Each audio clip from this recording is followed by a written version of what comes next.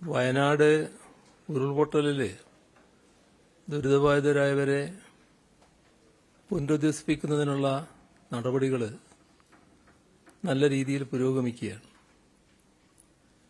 പുനരധിവാസത്തിന്റെ വിവിധ വശങ്ങൾ ദുരന്തബാധിത പ്രതികരണ രംഗത്തെ വിദഗ്ധരുമായും ദുരന്ത മേഖലയിലെ ജനപ്രതിനിധികളുമായും ചർച്ച ചെയ്യാൻ ഉദ്ദേശിക്കുന്നുണ്ട്. അതിന് സംസ്ഥാന ചീഫ് സെക്രട്ടറിയെ ചുമതലപ്പെടുത്തിയിരിക്കുകയാണ്. ബന്ധപ്പെട്ട എല്ലാവരുടെയും അഭിപ്രായം അറിയാനാണ് ഉദ്ദേശിക്കുന്നത്. ആ അഭിപ്രായം ശേഖരിച്ച ശേഷമാണ് പുനരധിവാസ പദ്ധതിക്ക് അന്തിമ രൂപം നൽകുക. വലിയ കാലതാമസം ഉണ്ടാകലല്ല ഉദ്ദേശിക്കുന്നത്. ദുരന്തബാധിത മേഖലയിൽ 729 കുടുംബങ്ങളായിരുന്നു ഈ ക്യാമ്പുകളിൽ ഉണ്ടായത്. നിലവിൽ 219 കുടുംബങ്ങൾ ക്യാമ്പുകളിൽ കഴിയുന്നുണ്ട്. മറ്റുള്ളവർ വാടക വീട് കണ്ടെത്തി അങ്ങോട്ടേക്കോ കുടുംബ വീടുകളിലേക്കോ മാറിയിട്ടുണ്ട്. ഇവർക്ക് സർക്കാർ അനുവദിച്ച വാടക നൽകും. 75 സർക്കാർ ക്വാർട്ടേഴ്സുകൾ അറ്റകുറ്റപ്പണികളൊക്കെ നടത്തി താമസയോഗ്യമാക്കിയിട്ടുണ്ട്. ഇവയിൽ 83 കുടുംബങ്ങളെ താമസിപ്പിക്കാനാവും. സർക്കാർ കണ്ടെത്തിയ 177 വീടുകൾ വാടകയ്ക്ക് നൽകാൻ ഉടമസ്ഥർ തയ്യാറായിട്ടുണ്ട്. അതിൽ 123 ഇപ്പം തന്നെ മാറി താമസിക്കാൻ യോഗ്യമാണ്.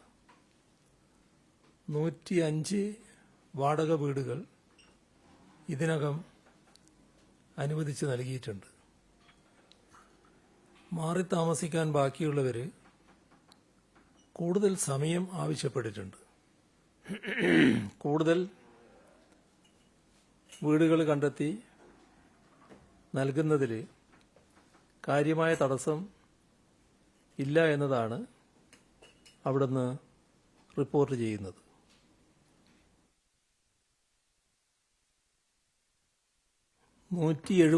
പേരുടെ മൃതദേഹങ്ങളാണ് ഇതുവരെ തിരിച്ചറിഞ്ഞത്. 17 കുടുംബങ്ങളിൽ ഒരാളും അവശേഷിക്കുന്നില്ല. ഈ കുടുംബത്തിൽ നിന്ന് 65 പേരാണ് മരണമടഞ്ഞത്.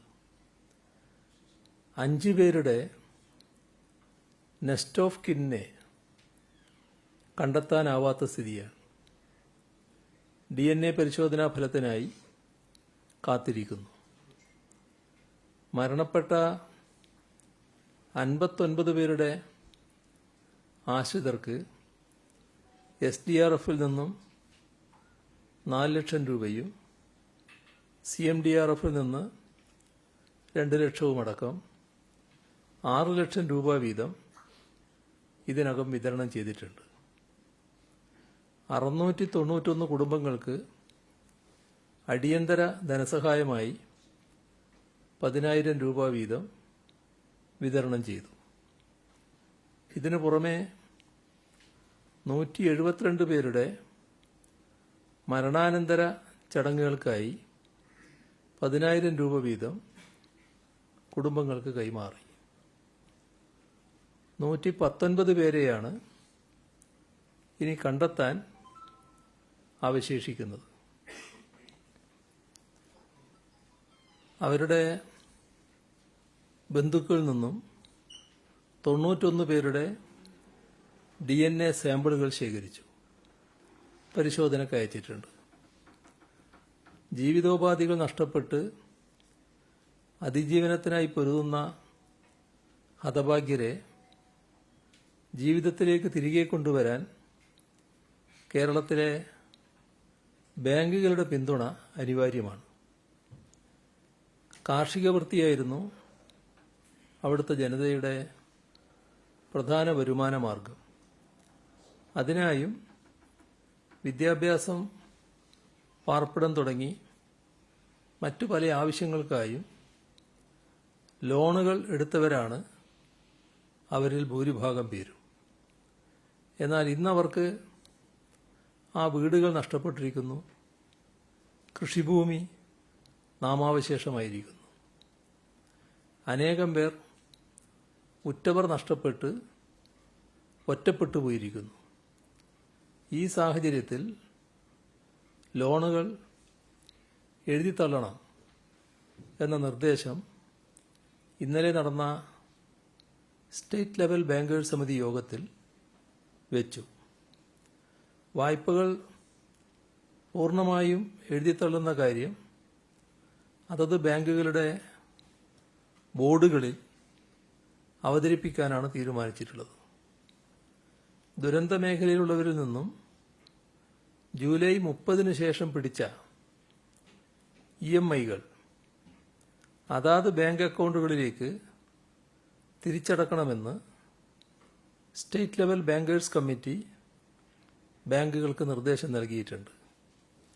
ദുരന്തമുണ്ടായതിനു ശേഷവും പല വിധത്തിലുള്ള തിരിച്ചടവ് നടത്തേണ്ടി വന്നവർക്ക് സാമ്പത്തിക പിന്തുണ നൽകാനാണ് ഈ തീരുമാനം എടുത്തത്.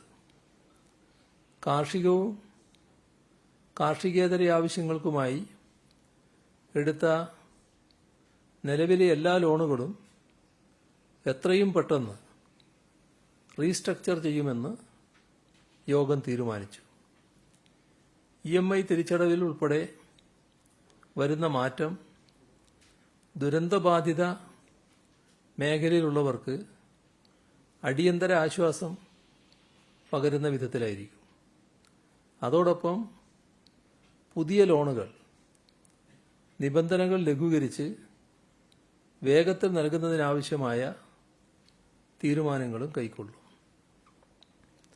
പെട്ടെന്നുള്ള ആശ്വാസത്തിനായി സെക്യൂരിറ്റി ഇല്ലാതെ 25,000 രൂപ വരെയുള്ള കൺസംഷൻ ലോണുകൾ നൽകാനും തീരുമാനമായിട്ടുണ്ട്. 30 മാസമായിരിക്കും ഈ ലോണിന്റെ തിരിച്ചടവ് സമയം. ദുരന്ത മേഖലയിലുള്ള എല്ലാ റിക്കവറി നടപടികളും തൽക്കാലം നിർത്തിവെക്കും. ഈ കാര്യത്തിൽ യോഗത്തിൽ തീരുമാനമായി.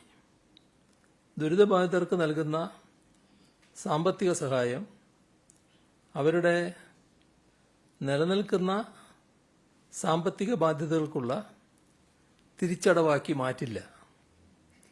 ലഭ്യമാക്കുന്ന എല്ലാ സഹായവും ദുരിതബാധിതരിലേക്ക് കൃത്യമായി എത്തുന്നുണ്ടെന്ന് ഉറപ്പുവരുത്താൻ ഇതുവഴി സാധിക്കും.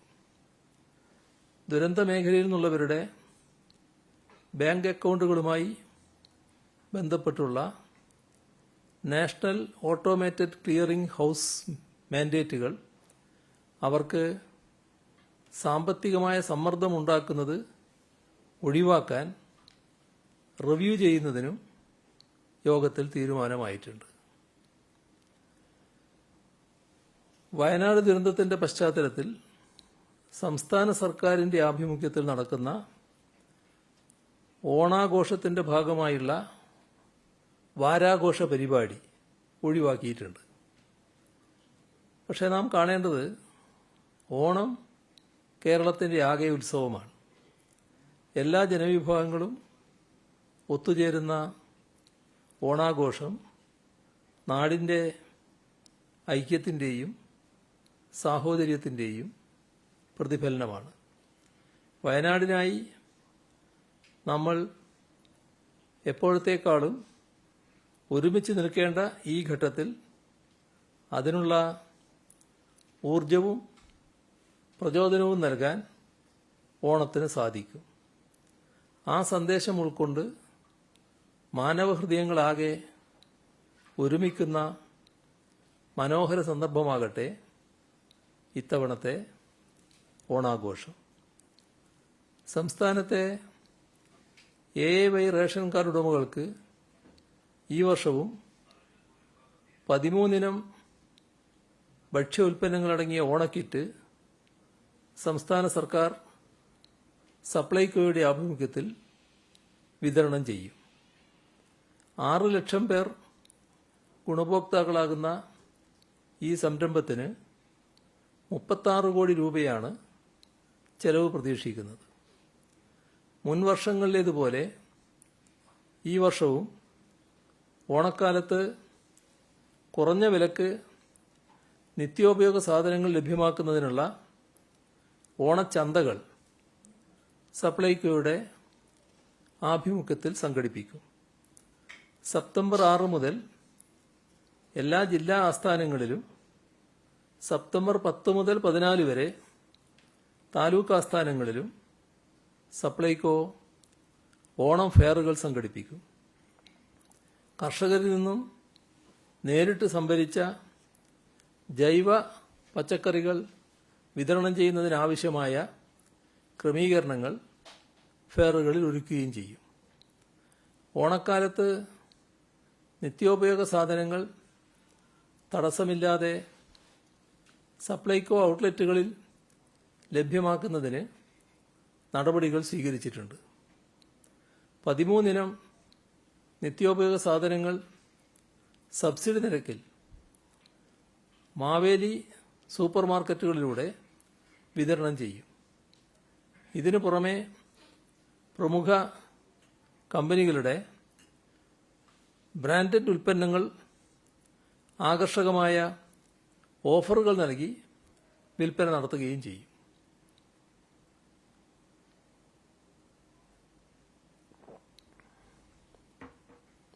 സെപ്റ്റംബർ 7 മുതൽ 14 വരെ ഒരാഴ്ച നീണ്ടു നിൽക്കുന്ന 1500 ചന്തകളാണ് കൺസ്യൂമർ ഫെഡ് നടത്തുക. ഇതിൽ 73 എണ്ണം ത്രിവേണി സ്റ്റോറുകളിലൂടെയും ബാക്കിയുള്ളത് സഹകരണ ബാങ്കുകൾ മുഖേനയുമാണ് നടത്തുക. സപ്ലൈകോ നിശ്ചയിച്ച വിലയുടെ അടിസ്ഥാനത്തിൽ 13 ഇനം സാധനങ്ങൾക്കാണ് സബ്സിഡി നൽകുന്നത്. 10 മുതൽ 40% വരെ വിലക്കുറവിൽ ത്രിവേണികളിൽ സാധനങ്ങൾ ലഭ്യമാണ്. കേരളത്തിലെ ഖാദി ഉൽപ്പന്നങ്ങളുടെ വിൽപ്പന പ്രോത്സാഹിപ്പിക്കുന്നതിന് തുണിത്തരങ്ങൾക്ക് 30% വരെ റിബേറ്റ് നൽകി വരുന്നു. ഈ വർഷം ഓഗസ്റ്റ് 8 മുതൽ സെപ്റ്റംബർ 14 വരെയാണ് ഓണം റിബേറ്റ് മേള. കേരളത്തിൽ ഖാദി മേഖലയിൽ പണിയെടുക്കുന്ന 15,000 തൊഴിലാളികൾക്ക് തുടർച്ചയായി ജോലിയും ആനുകൂല്യങ്ങളും ലഭിക്കുവാൻ റിബേറ്റ് വിൽപ്പന സഹായകമാവും. ഈ ബജറ്റിൽ റിബേറ്റ് നൽകാനായി 15 കോടി രൂപ അനുവദിച്ചിട്ടുണ്ട്. ഓണത്തോടനുബന്ധിച്ച് സംസ്ഥാനത്തെ സഹകരണ മേഖലയിൽ പ്രവർത്തിക്കുന്ന കൈത്തറി സംഘങ്ങൾക്കും നെയ്ത്തുകാർക്കും പ്രചോദനപ്രദമായ രീതിയിൽ ഓഗസ്റ്റ് 23 മുതൽ സെപ്റ്റംബർ 14 വരെ കൈത്തറി തുണി റിബേറ്റോടുകൂടി വിൽപ്പന നടത്തും. ഓണക്കാലത്ത് സർക്കാർ ആഭിമുഖ്യത്തിലുള്ള ആഘോഷമാണ് വേണ്ടെന്ന് വെച്ചിട്ടുള്ളത്. ബാക്കി എല്ലാ കാര്യങ്ങളും മുറ പോലെ നടക്കും.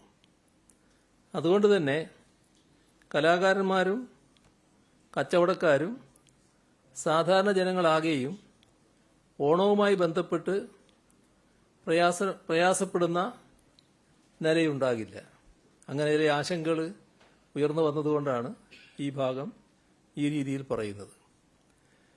കയർഫെഡ് ഓഗസ്റ്റ് 5 മുതൽ സെപ്റ്റംബർ 30 വരെ അവരുടെ കയർ ഉൽപ്പന്നങ്ങൾക്ക് പരമാവധി 23% ഇളവ് നൽകും. മെത്തകൾക്ക് പരമാവധി 50% വരെ ഇളവുണ്ടാകും. 2000 കർഷക ചന്തകൾ ഓണത്തിന്റെ ഭാഗമായി സെപ്റ്റംബർ 11 മുതൽ 14 വരെ സംഘടിപ്പിക്കാൻ തീരുമാനിച്ചിട്ടുണ്ട്. സാധാരണ പച്ചക്കറികൾക്ക് മൊത്ത വ്യാപാര വിലയേക്കാൾ 10% കൂട്ടി കർഷകരിൽ നിന്ന് സംഭരിച്ച് വിപണി വിലയേക്കാൾ 30% വരെ താഴ്ത്തിയായിരിക്കും വിൽക്കുക. ജൈവ പച്ചക്കറികൾ മൊത്ത വ്യാപാര വിലയേക്കാൾ 20% കൂട്ടി കർഷകരിൽ നിന്ന് സംഭരിക്കും. വിപണി വിലയേക്കാൾ 10% വരെ താഴ്ത്തി വിൽക്കുന്ന നിലയാണ് സ്വീകരിക്കുക. ജസ്റ്റിസ് ഹേമ കമ്മിറ്റി റിപ്പോർട്ടുമായി ബന്ധപ്പെട്ട് അനേകം വാർത്തകൾ വരുന്ന ദിവസമാണിത്. അതേക്കുറിച്ച് ചില കാര്യങ്ങൾ പറയേണ്ടതുണ്ടെന്നാണ് തോന്നുന്നത്. നമ്മുടെ രാജ്യത്ത് തന്നെ ആദ്യമായാണ് ചലച്ചിത്ര മേഖലയിലെ സ്ത്രീകൾ അഭിമുഖീകരിക്കുന്ന പ്രശ്നങ്ങളെക്കുറിച്ച് പഠിക്കാൻ ഒരു സംസ്ഥാന സർക്കാർ ഇത്തരമൊരു സമിതിയെ നിയോഗിക്കുന്നത്.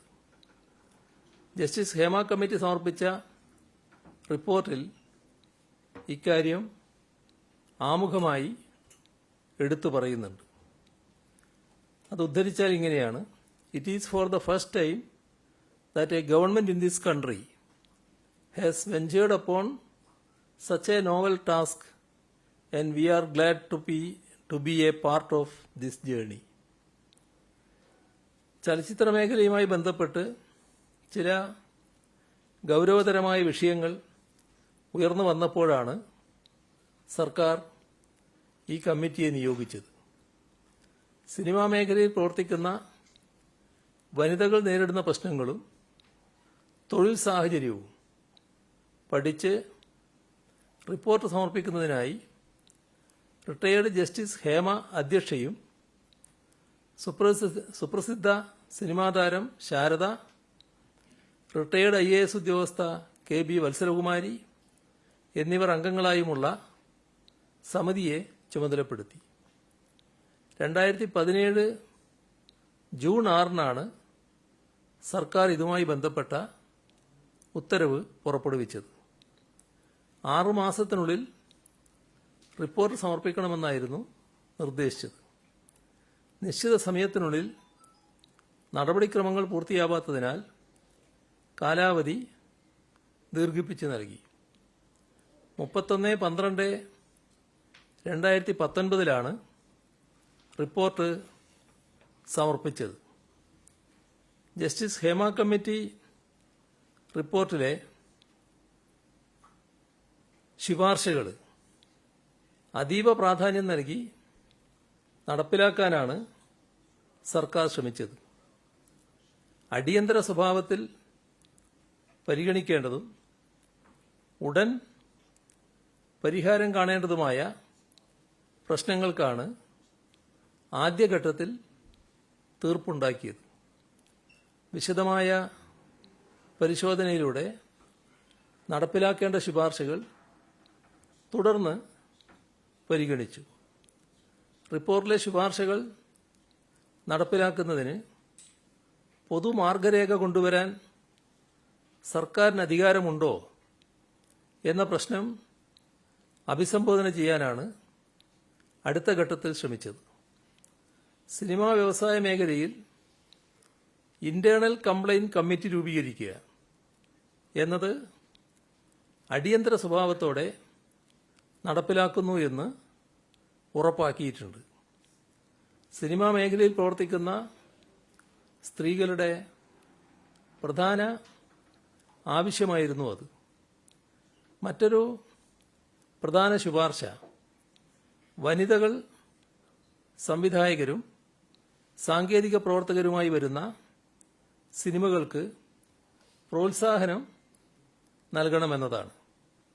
ക്രിയാത്മകമായ ഇടപെടലാണ് ഇതിൽ സർക്കാർ നടത്തിയത്.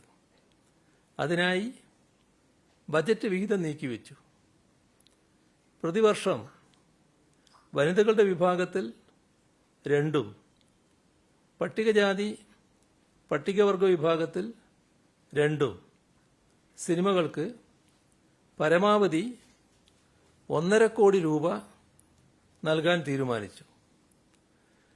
നിലവിൽ 4 സിനിമകൾ സർക്കാരിന്റെ ധനസഹായത്തോടെ വനിതാ സംവിധായകരും സാങ്കേതിക പ്രവർത്തകരും ചേർന്ന് പുറത്തിറക്കി.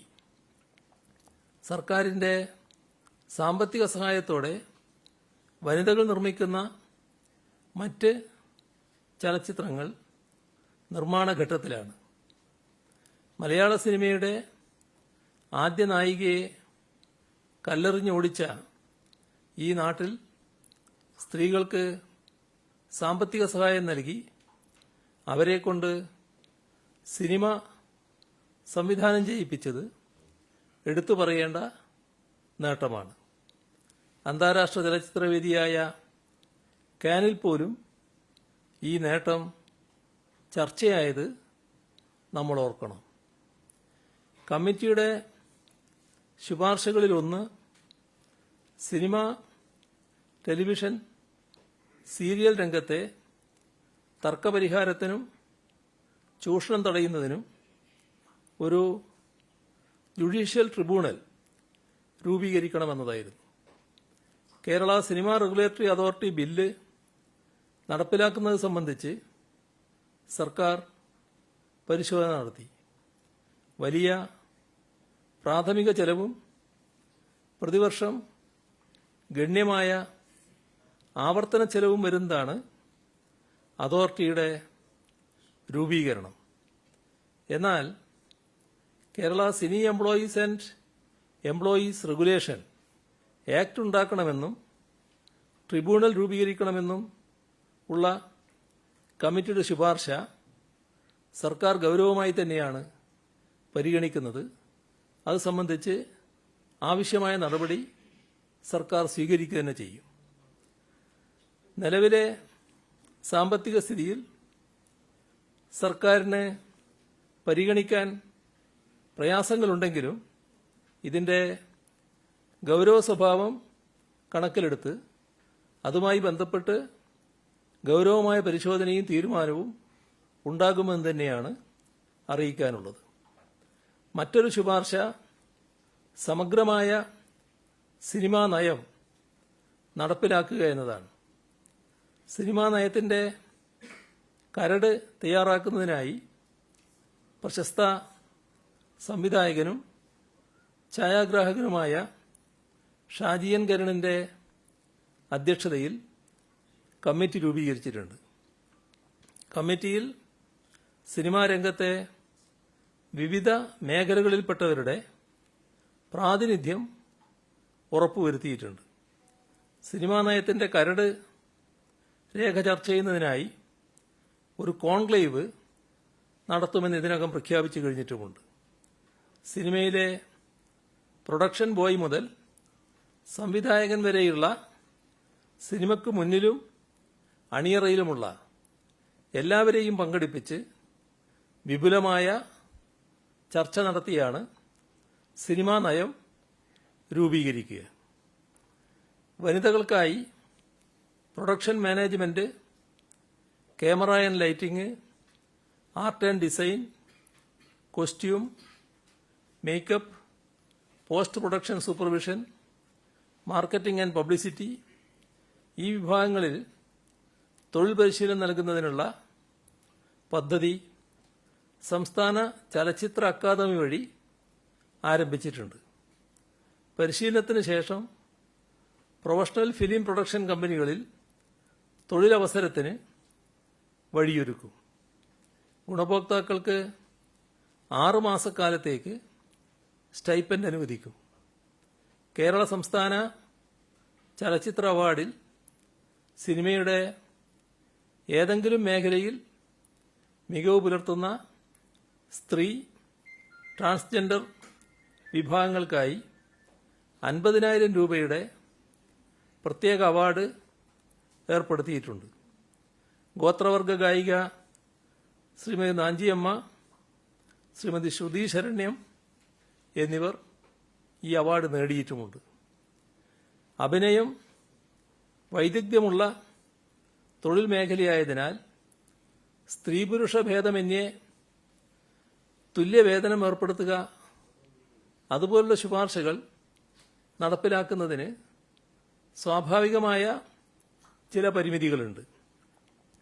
പ്രൊഫഷണലുകളുടെ വേതനം ഒരാളിൽ നിന്ന് മറ്റൊരാളുടേത് വ്യത്യസ്തമായിരിക്കും.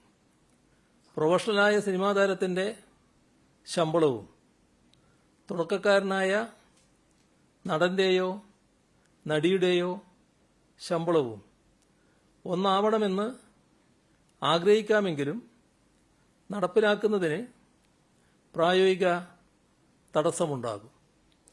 മാത്രമല്ല, നിയന്ത്രണത്തിൻ്റെ പേര് പറഞ്ഞ് ആവിഷ്കാര സ്വാതന്ത്ര്യത്തിനും തൊഴിൽ നൈപുണ്യത്തിനുമെല്ലാം അനാവശ്യ മാർഗരേഖകൾ കൊണ്ടുവരുന്നത് സിനിമയ്ക്ക് ഹിതകരമാവുകയുമില്ല.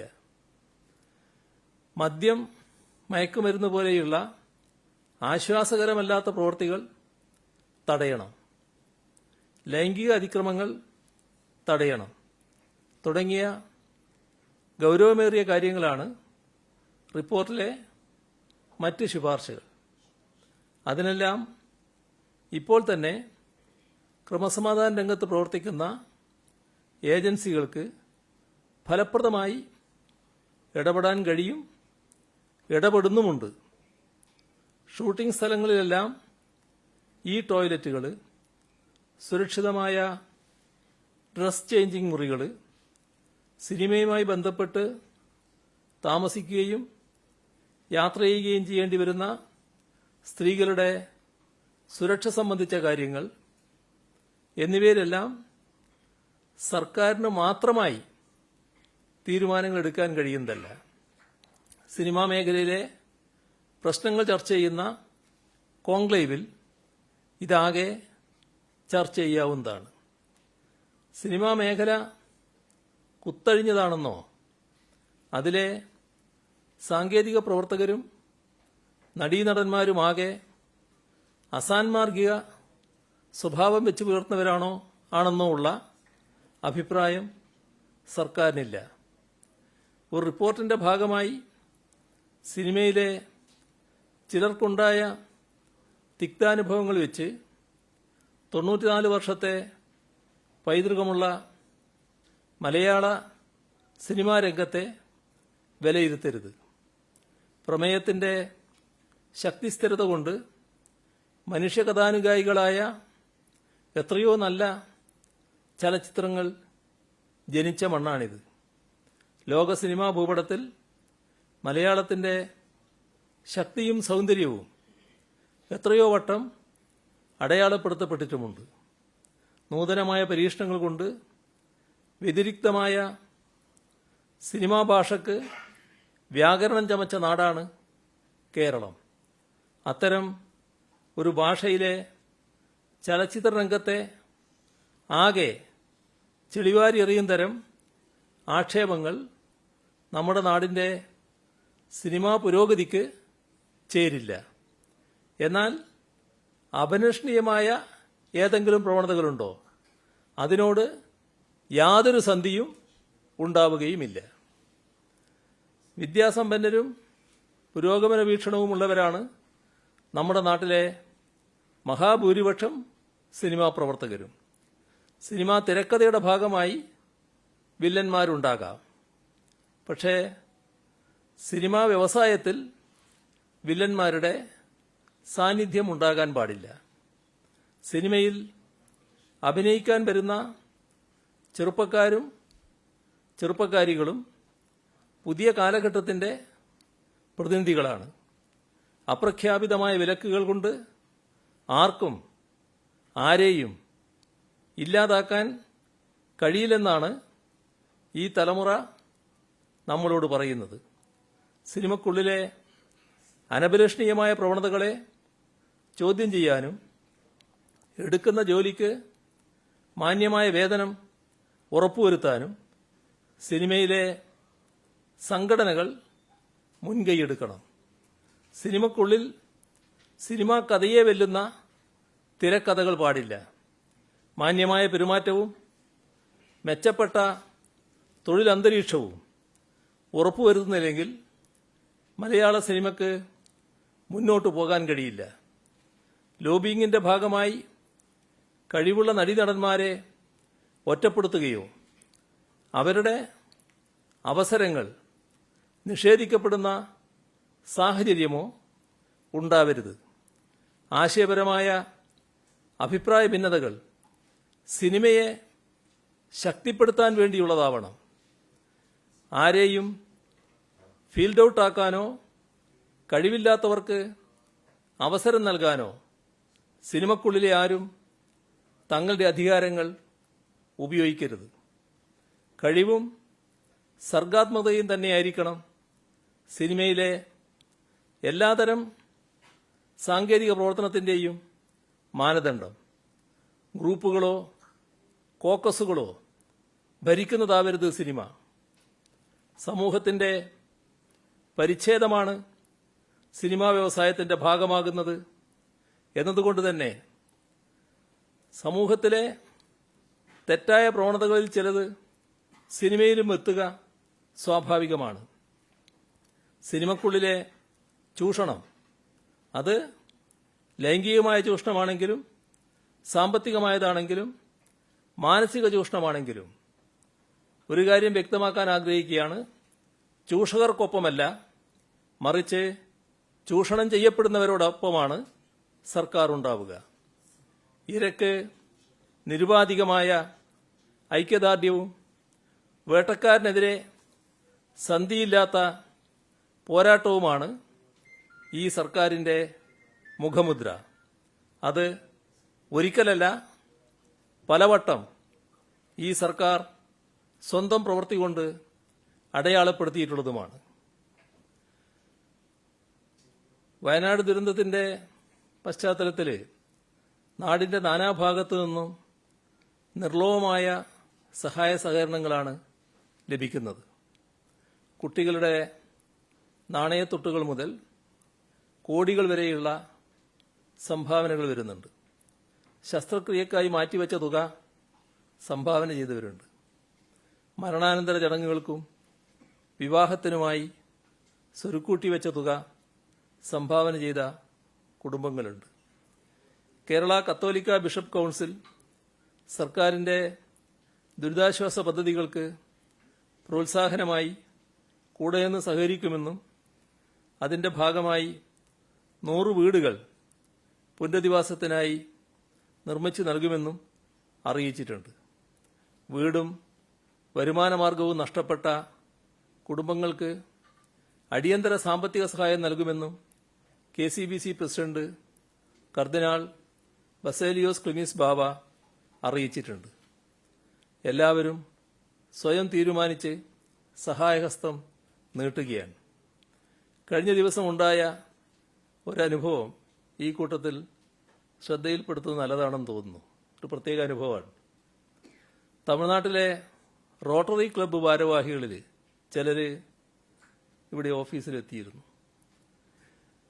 1 കോടി രൂപയുടെ ചെക്ക് അവർ കൈമാറി. പിന്നീട് പരിശോധിച്ചപ്പോഴാണ് ഫ്യൂച്ചർ ഗെയിമിംഗ് എന്നാണ് ആ ചെക്കിൽ കണ്ടത്. അപ്പോൾ വ്യക്തമായില്ലേ? അതെ, സാന്റിയാഗോ മാർട്ടിന്റെ അടുത്ത ബന്ധുക്കളാണ് ചെക്ക് ഇവിടെ നൽകിയത് എന്നാണ് അതോടെ മനസ്സിലാക്കാനായത്. ആരുടേതാണ് എന്ന് വ്യക്തമാക്കാതെ വരുന്ന ഇത്തരം സംഭാവനകളും കൂട്ടത്തിലുണ്ട് എന്ന് മാത്രം പറയുകയാണ്. Kerala school teachers association KSTA 1,57,40,5,836 രൂപ നൽകിയിട്ടുണ്ട്. ടാറ്റ കൺസ്യൂമർ പ്രോഡക്ട്സ് ലിമിറ്റഡ് 50 ലക്ഷം രൂപ, Kannan Devan hills plantation private limited 50 ലക്ഷം രൂപ, Kannan Devan hills plantation private limited ജീവനക്കാർ 57,74,000 രൂപ. ഇതെല്ലാം അവരുടെ MDയും തൊഴിലാളി യൂണിയൻ പ്രതിനിധികളും കൂടി ഇവിടെ വന്ന് നേരിട്ട് തന്നതാണ്. ഓത്തോ ക്രിയേഷൻ മൂവാറ്റുപുഴ 1 ലക്ഷം രൂപ, തലയാർ ടീ കമ്പനിയിലെ ജീവനക്കാരുടെ ഒരു ദിവസത്തെ ശമ്പളം 3,09,004 രൂപ, Munnar service cooperative bank 5 lakh രൂപ, ഏലംകുളം സർവീസ് സഹകരണ ബാങ്ക് 5,55,555 രൂപ. പേരൂർക്കട സർവീസ് സഹകരണ ബാങ്ക് 50 ലക്ഷം. ഹൃദ്രോഗ വിദഗ്ധൻ ഡോക്ടർ കെ എം ചെറിയാനും doctor K M C hospital ജീവനക്കാരും ചേർന്ന് 11 ലക്ഷം. കേരള ഖാദി ഗ്രാമവ്യവസായ ബോർഡ് 10 ലക്ഷം. മല്ലപ്പള്ളി ബ്ലോക്ക് പഞ്ചായത്ത് 10 ലക്ഷം. ഖാദി ഗ്രാമവ്യവസായ ബോർഡ് പെൻഷനേഴ്സ് അസോസിയേഷൻ 3,86,401 രൂപ. Khadi board employees association 2,50,000. Kerala Khadi village and industries federation 2,35,000. ലക്ഷദ്വീപിലെ അഗത്തി സ്കൂൾ 1,40,060 രൂപ. യൂണിവേഴ്സിറ്റി അഡ്മിഷൻ നെറ്റ്വർക്ക്സ് എറണാകുളം ആദ്യ ഗഡു 1,04,000 രൂപ. ഗ്രോവെയർ എഡ്യൂക്കേഷണൽ സൊല്യൂഷൻ 1,00,000 രൂപ. യുകെയിലെ ന്യൂ പോർട്ട് മലയാളി ഫ്രണ്ട്സ് കൂട്ടായ്മ 71,500 രൂപ. Saint John CM model high school Bindumilli Andhra Pradesh 50,000 രൂപ.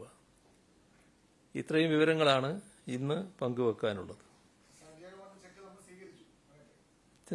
അവര് പോയല്ലോ, നമ്മളെ കയ്യിലല്ലേ ഇത്.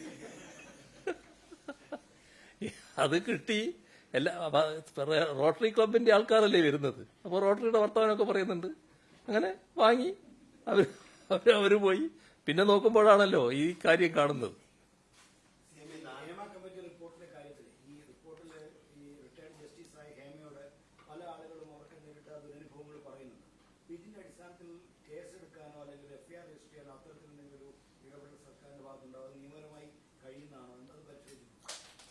ഹേമ കമ്മിറ്റി കുറെ ചോദ്യങ്ങൾ ഉണ്ടാവുമല്ലോ, എല്ലാവരും ചോദിച്ചിട്ട് പിന്നെ പറയുന്നതല്ലേ നല്ലത്.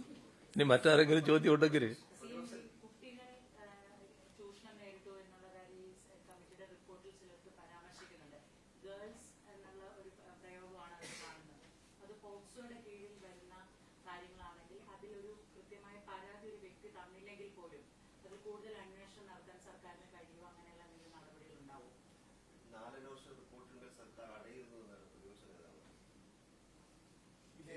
നമ്മുടെ എക്സിസ്റ്റിംഗ് ലോ പ്രകാരം ഒരു സ്ത്രീ ഒരു നോട്ടം കൊണ്ട് പോലും സ്വന്തം മാനസികമായിട്ടോ അല്ലെങ്കിൽ ശാരീരികമായിട്ടോ ബുദ്ധിമുട്ട് തോന്നിയാൽ അറസ്റ്റ് ചെയ്ത് ജയിലിലടയ്ക്കണം നിയമമുള്ള നാട്ടിൽ 4 വർഷമായിട്ട് ഇത്തരം വളരെ ഗുരുതരമായ ആരോപണങ്ങളുടെ റിപ്പോർട്ടിൽ എന്തുകൊണ്ട് നമ്മൾക്ക് FIR രജിസ്റ്റർ ചെയ്യാനോ അല്ലെങ്കിൽ ഇത്തരം അക്യൂസ്ഡ് ആയിട്ട് ആളുകൾക്ക് ഇങ്ങനെ മൂവ് ചെയ്യാനോ പറ്റിയില്ല എന്നൊരു വലിയ ചോദ്യമാണെന്ന് എല്ലാവർക്കും വരുന്നത്. ദിലീപിനെ പോലെ പ്രബലനായ ഒരു സിനിമാ താരത്തെ അറസ്റ്റ് ചെയ്തിട്ട് സർക്കാരാണ് ആദ്യ സർക്കാർ. ഇപ്പോൾ അതിനു മുകളിലുള്ള ആളുകൾ ഇതിലുള്ളതുകൊണ്ടാണോ ഈ നടപടി എടുക്കാതെ പോയത് ചോദ്യമാണ്. സിഎമ്മിന്റെ ക്യാബിനറ്റിലുള്ള ഒരു മന്ത്രിയുടെ പേര് അതിൽ പരാമർശിച്ചിട്ടുണ്ട്. കേസെടുക്കണം എന്നാവശ്യപ്പെട്ടുള്ള ഒരു പരാതി ഇന്ന് DGP ഇന്നലെ പോയിരുന്നു. അതിപ്പോൾ ലോ ആൻഡ് ഓർഡർ ADGPക്ക് അത് കൈമാറി എന്നാണ് പറയുന്നത്. മന്ത്രി എന്നുള്ള ഗണേഷ് കുമാറിനെതിരെയാണ് അത്ര ഒരു ആരോപണം വരുന്നത്. അത് ശ്രദ്ധയിൽപ്പെട്ടു.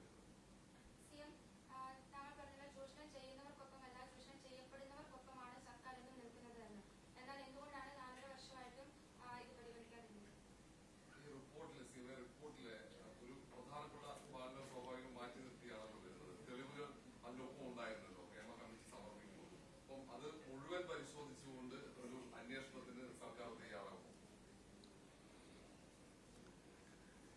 ഈ ഭാഗത്തൊരു ചോദ്യമേ ഉള്ളൂ, വേറെ കൂടുതലുണ്ടോ? ഇനി ഏകദേശം ആയി തോന്നുന്നു അല്ലേ? ഇതിലാദ്യത്തെ പ്രശ്നം ഈ ഇത് പൂഴ്ത്തിയോ എന്നുള്ളതാണ്. ഇതിൽ ഒരു പൂഴ്ത്തലും ഉണ്ടായിട്ടില്ല. ഇപ്പൊ ഹേമ കമ്മിറ്റി റിപ്പോർട്ടിൽ പലരുടെയും സ്വകാര്യതയെ ബാധിക്കുന്ന പരാമർശങ്ങളുണ്ട്. അതുകൊണ്ട് തന്നെ ഇത് പുറത്തുവിടാൻ പാടില്ല എന്ന് ആവശ്യപ്പെട്ടുകൊണ്ട് ജസ്റ്റിസ് ഹേമ തന്നെ 2020 ഫെബ്രുവരി 19 സർക്കാരിന് കത്ത് നൽകിയിരുന്നു. ഇവിടെ തങ്ങളുടെ കമ്മിറ്റി മുൻപാകെ സിനിമാ മേഖലയിലെ ചില വനിതകൾ നടത്തിയത് തികച്ചും രഹസ്യാത്മകമായ വെളിപ്പെടുത്തലുകളാണ്.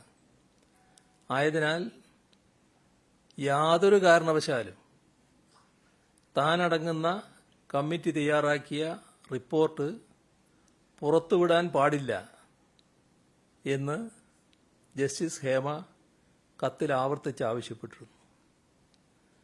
അവരുടെ കത്തിലെ പ്രധാന ഭാഗം ഞാൻ ഉദ്ധരിക്കാം. We have been following the principles laid down by the Supreme Court in various decisions. In keeping the matter extra confidential, it would also take the liberty to alert you to follow these principles before parting with the report to anybody in a routine manner. ഇതാണ് അവർ അയച്ച കത്തിൽ പറയുന്നത്. വ്യക്തികളുടെ സ്വകാര്യത ലംഘിക്കുന്ന വിവരങ്ങൾ പങ്കിടാൻ കഴിയാത്ത സാഹചര്യത്തിൽ വിവരാവകാശ നിയമപ്രകാരം ജസ്റ്റിസ് ഹേമ കമ്മീഷന്റെ പകർപ്പ് ആവശ്യപ്പെട്ട് അപേക്ഷകൾ സാംസ്കാരിക വകുപ്പിന്റെ മുഖ്യ വിവരാവകാശ ഓഫീസർക്ക് വന്നപ്പോൾ അദ്ദേഹം അത് നിരസിച്ചു. അതിനെതിരെ റിപ്പോർട്ട് പുറത്തുവിടണമെന്നാവശ്യപ്പെട്ട് ഒരു മാധ്യമപ്രവർത്തകൻ 2020 തന്നെ വിവരാവകാശ കമ്മീഷനെ സമീപിച്ചു. റിപ്പോർട്ടിൽ വ്യക്തികളുടെ സ്വകാര്യതയെ ബാധിക്കുന്ന പരാമർശങ്ങളുള്ളതിനാൽ വിവരാവകാശ നിയമപ്രകാരം റിപ്പോർട്ട് പുറത്തുവിടാൻ കഴിയില്ലെന്ന് 2020 October 22 commission chairman Vinson M Paul ഉത്തരവിട്ടു. കമ്മിറ്റിയുടെ നിർദ്ദേശങ്ങളും പരിഹാര നടപടികളും പ്രത്യേക ഭാഗത്തായി നൽകിയിരുന്നില്ല. സാക്ഷിമൊഴികളും പരിശോധനാ വിധേയമാക്കിയതിന്റെ ഭാഗമായിട്ടാണ് റിപ്പോർട്ടിൽ ഉൾക്കൊള്ളിച്ചിരിക്കുന്നത്. ഇതുകൊണ്ട് തന്നെ വെളിപ്പെടുത്തേണ്ടവ ഏതെന്ന് വിഭജിച്ച് ചൂണ്ടിക്കാട്ടുക അസാധ്യമാണെന്ന് നിരീക്ഷിക്കുകകൂടി ചെയ്തുകൊണ്ടാണ് റിപ്പോർട്ട് വെളിപ്പെടുത്താൻ നിർവാഹമില്ലെന്ന് വിവരാവകാശ കമ്മീഷൻ വ്യക്തമാക്കിയത്. 2020 ആ ഉത്തരവ്. 2020 പുറപ്പെടുവിച്ച ആ ഉത്തരവിനെ ഓവർ റൂൾ ചെയ്താണ് വിവരാവകാശ കമ്മീഷൻ റിപ്പോർട്ട് പരസ്യപ്പെടുത്താൻ 2024 ജൂലൈ 7 സർക്കാർ നിർദ്ദേശം നൽകിയത്. വിവരാവകാശ നിയമപ്രകാരം സ്വകാര്യതാ ലംഘനമുള്ള ഭാഗങ്ങൾ ഒഴിവാക്കി റിപ്പോർട്ട് പരസ്യപ്പെടുത്താനായിരുന്നു കമ്മീഷൻ നിർദ്ദേശം. അവ ഏതെല്ലാമെന്ന് പരിശോധിച്ച് റിപ്പോർട്ട് പരസ്യപ്പെടുത്താൻ സർക്കാർ ഒരുങ്ങുന്ന ഘട്ടത്തിലാണ് തടസ്സ ഹർജിയുമായി ഒരു നിർമ്മാതാവ് ഹൈക്കോടതിയെ സമീപിക്കുന്നത്. റിപ്പോർട്ട് പുറത്തുവിടുന്നതിനെതിരെ ബഹുമാനപ്പെട്ട ഹൈക്കോടതി ആദ്യം സ്റ്റേ ഉത്തരവ് പുറപ്പെടുവിച്ചു. പിന്നീട് ആ സ്റ്റേ വെക്കേറ്റ് ചെയ്യപ്പെട്ടു.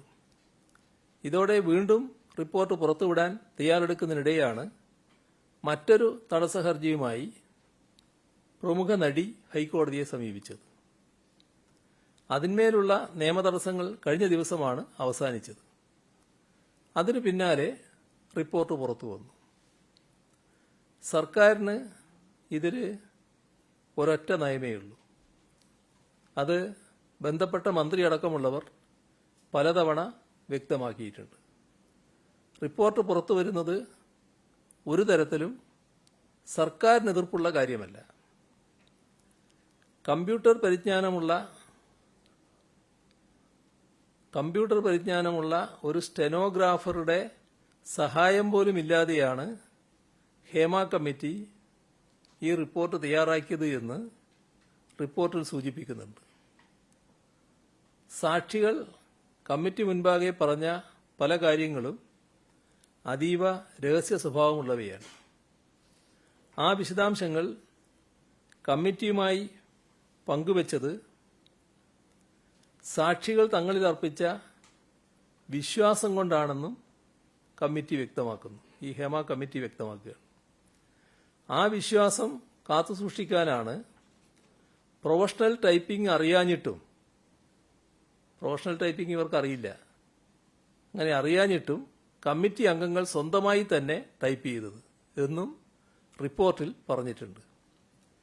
വ്യക്തികൾ കമ്മിറ്റിക്ക് മുൻപാകെ വെളിപ്പെടുത്തിയ ഏതെങ്കിലും വിവരങ്ങൾ ചോർന്ന് വിവാദമാകുന്നത് തടയേണ്ടതിന്റെ അനിവാര്യത റിപ്പോർട്ടിൽ തന്നെ വ്യക്തമാക്കിയിട്ടുണ്ട് എന്നാണ് അർത്ഥം. റിപ്പോർട്ടിലെ ചില പരാമർശങ്ങൾ എടുത്താൽ ഈ കാര്യങ്ങൾ അതേ രീതിയിലുള്ള വാചകം കാണാൻ പറ്റും. Another difficulty faced by the committee is in the preparation of this report without the help of a stenographer who has computer knowledge. പിന്നെ ഒരു ഭാഗത്ത് പറയാണ്, we wanted to prevent any information which was disclosed to the committee from being leaked out and becoming a controversy even before filing of the report before the government. എന്നിട്ട് പിന്നെ പറയാണ്, we are forced to type this report by ourselves, though none of us knows professional typing. This we find a tedious task.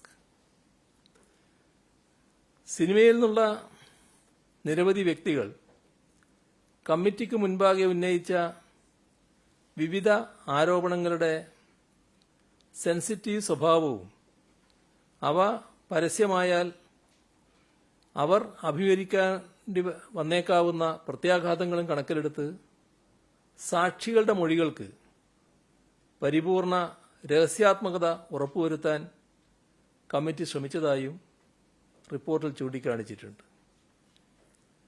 അപ്പോൾ committee തന്നെ ഇത് പുറത്തുവിടാൻ പാടില്ല എന്നുള്ള നിർബന്ധത്തിലായിരുന്നു. അപ്പോൾ വസ്തുത ഇതായിരിക്കെ സർക്കാർ പൂഴ്ത്തിവെച്ചു എന്ന് പറയുന്നതിൽ എന്തർത്ഥമാണുള്ളത്? സർക്കാരിന് ചെയ്യാൻ കഴിയുന്ന എല്ലാ കാര്യങ്ങളും ചെയ്തിട്ടുണ്ട്, ഇനിയും ചെയ്യുകയും ചെയ്യും.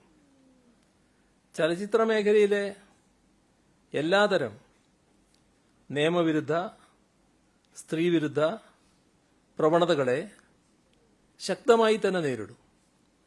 അതിനുള്ള നിശ്ചയദാർഢ്യം സർക്കാരിനുണ്ട്, അത് തെളിയിക്കപ്പെട്ടതുമാണ്. ഇവിടെ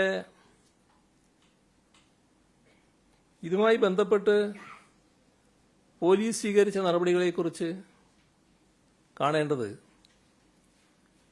വനിതാ കമ്മീഷന്റെ ഒരു കത്തിന്റെ അടിസ്ഥാനത്തിലാണ് പോലീസ് സാംസ്കാരിക വകുപ്പിനോട് റിപ്പോർട്ടിന്റെ പകർപ്പ് ആവശ്യപ്പെട്ടത്. ആ കത്തിന് നൽകിയ മറുപടിയിൽ സാംസ്കാരിക വകുപ്പ് അഡീഷണൽ സെക്രട്ടറി ഇങ്ങനെ രേഖപ്പെടുത്തുന്നു.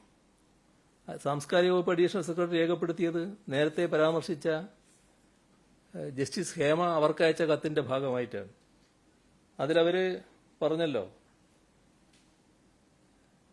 I would also take the liberty to alert you to follow these principles എന്ന് പറഞ്ഞൊരു ഭാഗം ഞാൻ പറഞ്ഞില്ലേ, അതിന്റെ ഭാഗമായിട്ടാണ് സാംസ്കാരിക വകുപ്പിന്റെ അഡീഷണൽ സെക്രട്ടറി സംസ്ഥാന DGPയെ കാര്യങ്ങൾ അറിയിക്കുന്നത്.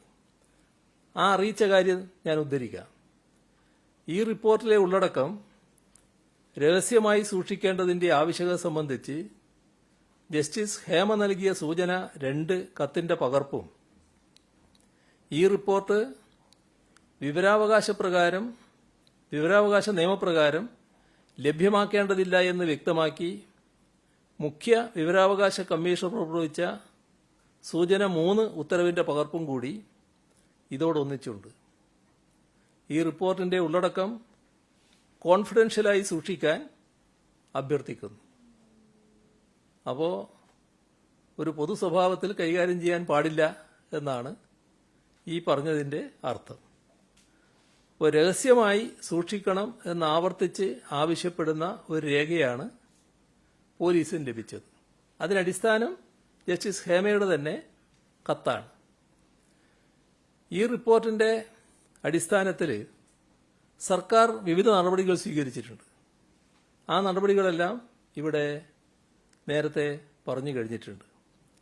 ഇതിലെ ഏതെങ്കിലും വിഷയം കേസെടുത്ത് അന്വേഷിക്കണം എന്ന ശുപാർശ ജസ്റ്റിസ് ഹേമയുടെ കമ്മിറ്റി വെച്ചിട്ടില്ല. അതിനപ്പുറം മൊഴി നൽകിയവരുടെ സ്വകാര്യത സംരക്ഷിക്കണമെന്ന ആവശ്യം കൃത്യമായി രേഖപ്പെടുത്തിയിട്ടുമുണ്ട്. പക്ഷേ നമുക്കറിയാലോ കേരളത്തിൽ ഉണ്ടായ സംഭവങ്ങൾ. ഇവിടെ ഒരു നടി ആക്രമിക്കപ്പെട്ട സംഭവം ഉൾപ്പെടെ ചലച്ചിത്ര രംഗത്ത് ഉയർന്നു വന്ന ഒരു വിഷയവും നിയമ നടപടിയില്ലാതെ പോയിട്ടില്ല. വാഹനത്തിൽ നടി ആക്രമിക്കപ്പെട്ട കേസിൽ കേരള പോലീസ് എടുത്ത നിലപാട് പ്രത്യേകം ഓർമ്മിപ്പിക്കേണ്ട കാര്യമില്ലല്ലോ. പീഡന പരാതികളിൽ, നടിമാർ നൽകുന്ന പരാതികളിൽ കേസെടുത്ത് അന്വേഷണം നടത്താൻ പോലീസ് ഒരു ഘട്ടത്തിലും വിട്ടുവീഴ്ച ചെയ്തിട്ടില്ല. സിനിമയിൽ അവസരം നൽകാം എന്ന് വാഗ്ദാനം ചെയ്ത് ഒരു സംവിധായകൻ പീഡിപ്പിച്ചു എന്നൊരു സ്ത്രീ കഴിഞ്ഞ വർഷം പരാതി നൽകി. ഉടനടി കേസെടുത്ത് അന്വേഷണം ആരംഭിച്ചു. സിനിമയിൽ അഭിനയിപ്പിക്കാം എന്ന് വാഗ്ദാനം ചെയ്ത് പീഡനം നടത്തിയ പ്രമുഖ നടനെതിരെ കേസെടുത്തു. നടിയോട് ലൈംഗിക താൽപര്യത്തോടെ സമ്മർദ്ദം ചെലുത്തിയ മറ്റൊരു നടനെതിരെയും കേസെടുത്തു. പോക്സോ കേസിൽ മറ്റൊരു നടനെതിരെയും, പീഡന പരാതിയിൽ മറ്റൊരു സംവിധായകനെതിരെയും കേസെടുത്തത് സമീപകാലത്താണ്. ഇത് മാത്രമല്ല, സിനിമക്കുള്ളിലെ സാമ്പത്തിക വഞ്ചന, പകർപ്പവകാശ ലംഘനം, സൈബർ അധിക്ഷേപം, ഇത്തരത്തിലുള്ള പലവിധ പരാതികളിൽ കേരളത്തിന്റെ വിവിധ ഭാഗങ്ങളിൽ പോലീസ് കേസ് രജിസ്റ്റർ ചെയ്തിട്ടുണ്ട്. പ്രശസ്ത ഡബ്ബിംഗ് ആർട്ടിസ്റ്റ് നൽകിയ പരാതിയിൽ പഴയൊരു സംവിധായകനെതിരെ IT ആക്ട് പ്രകാരവും ജീവന് ഭീഷണിയുണ്ട് എന്ന് കാട്ടി പ്രമുഖയായ നടി നൽകിയ പരാതിയിൽ പ്രസിദ്ധനായ മറ്റൊരു പരസ്യ സംവിധായകനെതിരെയും എതിരെ കേസെടുത്തത് ഓർമ്മിക്കേണ്ട കാര്യമാണ്. നടിയെ ഫോണിലൂടെ തുടർച്ചയായി ശല്യം ചെയ്ത സംഭവത്തിൽ വേറൊരു സംവിധായകനെതിരെ കേസെടുത്തു. ഇങ്ങനെ പരാതി ലഭിച്ച എല്ലാ കേസുകളിലും മുഖം നോക്കാതെയുള്ള നടപടിയാണ് പോലീസ് സ്വീകരിച്ചത്. ഒരു കാര്യം വ്യക്തമാക്കാൻ ഈ ഘട്ടത്തിൽ ആഗ്രഹിക്കുകയാണ്. ജസ്റ്റിസ് ഹേമ കമ്മിറ്റി റിപ്പോർട്ടുമായി ബന്ധപ്പെട്ട് മൊഴി നൽകിയ ഏതെങ്കിലും വനിത പരാതി നൽകാൻ തയ്യാറായി മുന്നോട്ട് വന്നാൽ സർക്കാരിൽ നിന്ന് ഉചിതമായ ഇടപെടലുണ്ടാകും. എത്ര ഉന്നതനായാലും കുറ്റം ചെയ്തിട്ടുണ്ടെങ്കിൽ നിയമത്തിന് മുന്നിലെത്തിക്കും. അതിൽ ഒരു തരത്തിലുള്ള സംശയവും ആർക്കും വേണ്ടതില്ല. ഇതാണ് പൊതുവെ ഇതുമായി വ്യക്തമാക്കാനുള്ളത്. ഒരു കാര്യം ഇപ്പോഴും ക്ലിയർ ആവാത്തൊരു കാര്യം, സുപ്രീം കോടതി ഉൾപ്പെടെയുള്ളവർ പറഞ്ഞത് അതിജീവിതകളുടെ സ്വകാര്യത ലംഘനത്തെ കുറിച്ചാണ്. വൃത്തികേടുകൾ ചെയ്യുന്ന അക്യൂസ്ഡ് ആയിട്ടുള്ള ആളുകളുടെ സ്വകാര്യത ലംഘനത്തെ കുറിച്ചല്ല. അപ്പം ഇതില് നമ്മുടെ അതിജീവിതകളുടെ സ്വകാര്യത ലംഘനം ഉണ്ടാവരുന്നത് എല്ലാവർക്കും കാര്യമാണ്. അത് നിങ്ങളുടെ അഭിപ്രായമല്ലേ? നിങ്ങളുടെ അഭിപ്രായം, ആ അഭിപ്രായം നിങ്ങൾക്കിരിക്കട്ടെ. പക്ഷെ ഇവിടെ ജസ്റ്റിസ് ഹേമ ചൂണ്ടിക്കാണിച്ചൊരു കാര്യം, ഞങ്ങൾ ഇവർക്ക് നൽകിയൊരു ഉറപ്പുണ്ട്. ആ ഉറപ്പ് ഇത് സ്വകാര്യമായി സൂക്ഷിക്കുമെന്നാണ്. അതിന്റെ അടിസ്ഥാനത്തിലാണ് അവരുടെ മുന്നിൽ തെളിവ് നൽകുന്നത്, അല്ലെങ്കിൽ വർത്തമാനം പറയുന്നത്. അതിന്റെ ഭാഗമായി ആ പറഞ്ഞ കാര്യങ്ങളൊന്നും ഞാൻ നിഷേധിക്കുകയല്ല. അതൊക്കെ പറഞ്ഞ കാര്യങ്ങൾ അവർ രേഖപ്പെടുത്തി വെച്ചിട്ടുണ്ടല്ലോ. ആ പറഞ്ഞ കാര്യങ്ങൾ പറഞ്ഞവര് ഒരു പരാതിയായി ഉന്നയിച്ചാൽ അതിൽ ഫലപ്രദമായ നടപടി ഉണ്ടാവും. ഇത് ഞങ്ങൾ കൊടുത്ത ഉറപ്പിന്റെ മേലെ ഞങ്ങളുടെ മുന്നിൽ വെളിപ്പെടുത്തിയ കാര്യങ്ങളാണ്. ഇതിന്റെ മേലെ മറ്റൊരു നടപടി ഇത് പരസ്യപ്പെടുത്താൻ പാടില്ല എന്ന് ജസ്റ്റിസ് ഹേമ തന്നെ രേഖപ്പെടുത്തിയിരിക്കുകയാണ്. ആ ഒരു ഘട്ടത്തിലാണ് ഞാനിവിടെ പറഞ്ഞത്, ഇതുമായി ബന്ധപ്പെട്ട് പരാതിയുള്ളവരാരെങ്കിലും ഉന്നയിക്കാൻ തയ്യാറായാൽ ഉചിതമായ നടപടി സർക്കാർ സ്വീകരിക്കും. ഒരു സംശയവും കാര്യത്തിൽ വേണ്ടതില്ല. അത്രയും കാലം ഇത്തരം കുറ്റങ്ങൾ ചെയ്ത ആളുകൾക്ക് ഈ സിനിമാ മേഖലയിൽ നിങ്ങൾ എന്തിനാണ് ഇത് കൊണ്ടുവന്നത്? ഈ കമ്മീഷൻ എന്തിനാണ്? അതിനെക്കുറിച്ച് ആദ്യം നാം മനസ്സിലാക്കണം. ഈ പറയുന്ന കമ്മിറ്റി വന്നത് സിനിമാ മേഖലയിൽ ഉണ്ടാകാൻ പാടില്ലാത്ത ചില അപജയങ്ങളുണ്ട്. ആ അപജയങ്ങൾ പരിഹരിച്ചു പോകണം. അതിനുള്ള തെളിവ്, അതിനുള്ള റിപ്പോർട്ട് വേണം, അതിനുള്ള ശുപാർശകൾ വേണം. അതിനാണ് ഒരു ജസ്റ്റിസിന്റെ നേതൃത്വത്തിൽ പ്രസിദ്ധയായ ഒരു സിനിമാ നടി കൂടി ഉൾക്കൊണ്ടുകൊണ്ട് അതേസമയം ഭരണരംഗത്ത് പരിചയമുള്ള ഒരു IAS ഉദ്യോഗസ്ഥയെ കൂടി ഉൾപ്പെടുത്തിക്കൊണ്ടുള്ള കമ്മിറ്റി സർക്കാർ രൂപീകരിക്കുന്നത്. അപ്പോൾ സിനിമാ മേഖലയെക്കുറിച്ച് മൊത്തത്തിൽ അവർ പഠിക്കുകയാണ്. അതിനകത്തുള്ള അപജയങ്ങൾ അവർ ചൂണ്ടിക്കാണിച്ചിട്ടുണ്ട്. ആ അപജയങ്ങൾ മേലിൽ ആവർത്തിക്കാതിരിക്കണം. സിനിമാ മേഖലയെ ആകെ നമുക്ക് നല്ല രീതിയിൽ കാര്യക്ഷമമായി മുന്നോട്ട് കൊണ്ടുപോകാനാവണം. അപജയമില്ലാത്ത ഒരു മേഖലയാക്കി മാറ്റണം. അവിടെ ആർക്കും ഭയപ്പാടോടെ കഴിയാനിടവരുത്. ഭയപ്പാടോടെ കിടന്നുറങ്ങുന്ന അവസ്ഥ വരരുത്. സ്വൈര്യമായിട്ട് കഴിയാൻ പറ്റണം. ജോലിക്ക് കൃത്യമായി ശമ്പളം കിട്ടണം. മാന്യമായ പെരുമാറ്റം എല്ലാവർക്കും ലഭിക്കണം.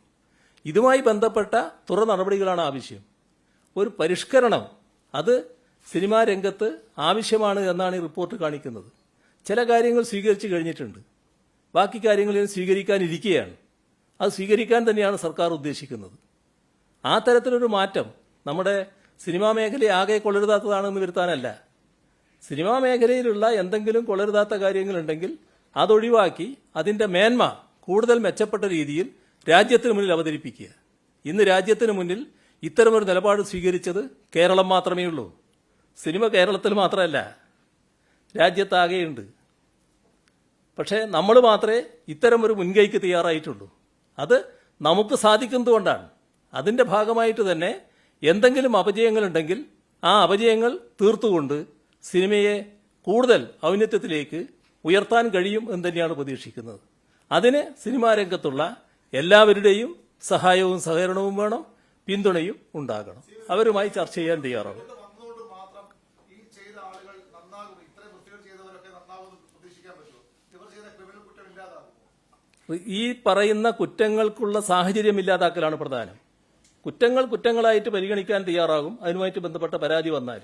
പക്ഷെ അതേസമയം കുറ്റങ്ങൾക്കുള്ള സാഹചര്യം അവിടെ ഇല്ലാതാവണം, അതിനാവശ്യമായ നടപടികൾ ഉണ്ടാവണം, അതിനുള്ള എല്ലാ സൗകര്യങ്ങളും അവിടെ ഒരുക്കണം, ആവശ്യമായ മാറ്റങ്ങൾ ഉണ്ടാവണം. അതുമായി ബന്ധപ്പെട്ട നടപടികളിലേക്ക് പോകും. ശരി ശരി ശരി ഇത് ഏകദേശമായി. ഈ കാര്യം പറയേണ്ട കാര്യങ്ങൾ ഏകദേശം ബന്ധപ്പെട്ട് കഴിഞ്ഞു. നിങ്ങൾ ഓരോരുത്തരും ആഗ്രഹിക്കുന്ന കാര്യങ്ങൾ ആകെ പറയണമെന്ന് വെച്ചാൽ എനിക്ക് സാധിക്കുന്നതല്ല.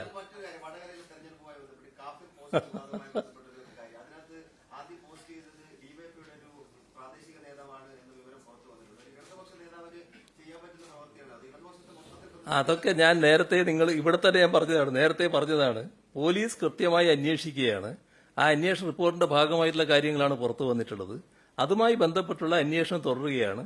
ഒരു സംശയവും വേണ്ട. എന്താണോ യഥാർത്ഥ കാര്യങ്ങൾ അത് പുറത്തു കൊണ്ടുവരും. അത് മാത്രമാണ് എനിക്കതുമായി ബന്ധപ്പെട്ട് പറയാനുള്ളത്.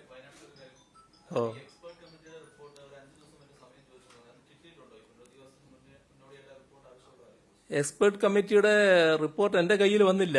പക്ഷെ അത് ഏതെങ്കിലും തരത്തിൽ വന്നോ എന്നുള്ളത് എന്റെ ശ്രദ്ധയിൽപ്പെട്ടിട്ടില്ല. പക്ഷെ വലിയ താമസം ഉണ്ടാകില്ല എന്നാണ് തോന്നുന്നത്.